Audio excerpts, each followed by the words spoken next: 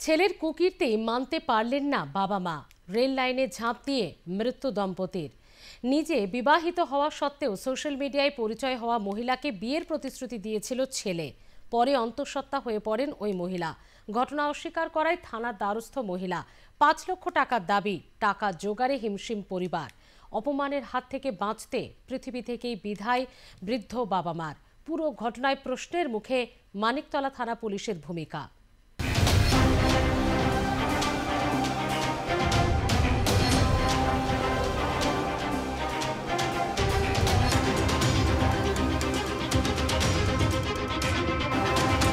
শিয়ালদা উত্তর শাখায় বিরাটি ও দুর্গানগর স্টেশনের মাঝে দম্পতির রহস্যজনক মৃত্যু। ঘটনাকে ঘিরে ব্যাপক চাঞ্চল্য এলাকায়। এটা দুর্ঘটনার মৃত্যু নয় জানাচ্ছেন প্রত্যক্ষদর্শীরা।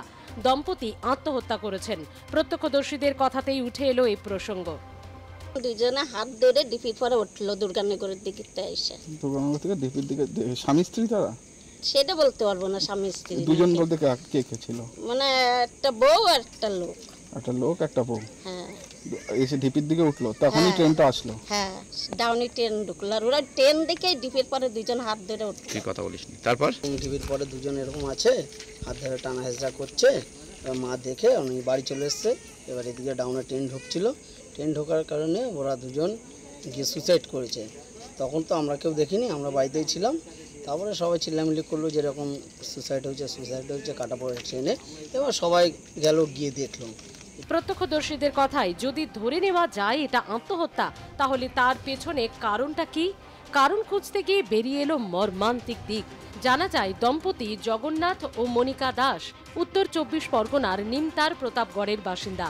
ছেলের কুকীর্তিতে সম্মানহানির আশঙ্কায় এমন সিদ্ধান্ত বাবা মার। অপমানে আত্মহত্যা। দম্পতির ছেলের নাম জয়ন্ত দাস। সোশ্যাল মিডিয়ায় এক মহিলার সঙ্গে ছেলের পরিচয়। বন্ধুত্বের পর বাড়ে দুজনের ঘনিষ্ঠতা। বিবাহ বহির্ভূত সম্পর্কে জড়ায় জয়ন্ত। মহিলাকে বিয়ের প্রতিশ্রুতিও দেয় জয়ন্ত। ৮ মাসের অন্তঃসত্ত্বা ওই মহিলা। গর্ভস্থ সন্তানের পিতৃত্বকে অস্বীকার জয়ন্তর। মানিকতলা থানার দ্বারস্থ হন মহিলা। ১৫ জুলাই গ্রেপ্তার করা হয় জয়ন্ত দাসকে। শিয়ালদা আদালতে তোলা হয় তাকে। ৩০ জুলাই পর্যন্ত জেল হেফাজতের নির্দেশ। ধৃতের স্ত্রী রিয়া দাস জানাচ্ছেন এরই মাঝে জয়ন্তের থেকে ৫ লক্ষ টাকা দাবি করেন মহিলা।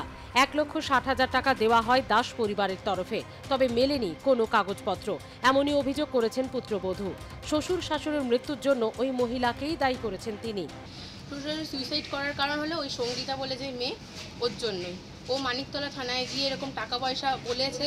আগেরবার যখন কেস উঠেছিল, এটাও নিশ্চয়ই জানা গেছে মিডিয়াতে যে আগেরবার কেস উঠেছিল, তো আগেরবার যখন কেস উঠেছিল টাকা পয়সা ওই চেয়েছে। এমন তো না আমরা ওকে খাইয়ে চুপ করেছি। বিবাহ বৈবাহিক সম্পর্কে নাকি ছিল, এই কেস দেওয়া হয়েছিল। তারপরে এই অবস্থা।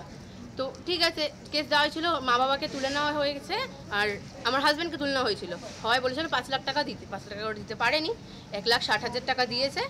ব্যাস, এবার দাওয়ায় বলা হয়েছে একটা পেপার দেওয়া হবে আপনাকে, আর ওরা কিছু করবে না, ওই মেয়ে কিছু করবে না। এটা কে বলেছিল? মানিকতলা থানার পুলিশরা, ওনারা বলেছিলেন। আমরা ওই আশায় ঠিক আছে, এবার জবে দেবে বলেছে। আমরা ২-৩ দিন ৪-৫ দিন গেছি, ওরা দেয়নি। আমরা আর কি করব? কতবার গিয়ে বলবো, কত কি করব? আমরা কিচ্ছু করিনি। হঠাৎ কিছুদিন ৩ দিন আগে আমার হাজব্যান্ডকে তুলে নেওয়া হয়। কি কারণে আমি জানি না, হঠাৎ করে আমি শুনি মেয়েটা আবার কেস দিয়েছে। কিন্তু পুলিশ বলা হয়েছিল মানিকতলা থানায় যে ওরা আর কেস দিতে পারবে না, কিচ্ছু করতে পারবে না, এটাই বলেছিল। শ্বশুরবাড়ি মারা গেছে হলো এই মেয়েটার জন্যই। এই মেয়েটা এত বড় হয়েছে কারণ ওই ১,৬০,০০০ টাকা যে করেও ধার দেনা করে দিতে হয়েছে। এখন আবার কেস করলো, এখন কোর্টে দৌড়াতে হবে, এই করতে হবে, এই টেনশন চিন্তায় পুরো এই মেয়েটার জন্য। মেয়েটা কি করলো না করলে মেয়েটাই দায়ী, ঠিক আছে? মেয়েটার জন্যই আমার শ্বশুর শাশুড়ি এরকম সুইসাইড করতে বাধ্য হলো। ছেলের বিরুদ্ধে মামলা চলছে। আদালত পর্যন্ত গড়িয়েছে জল। টাকা জোগাড় করতে রীতিমতো হিমশিম খেতে হচ্ছে গোটা পরিবারকে।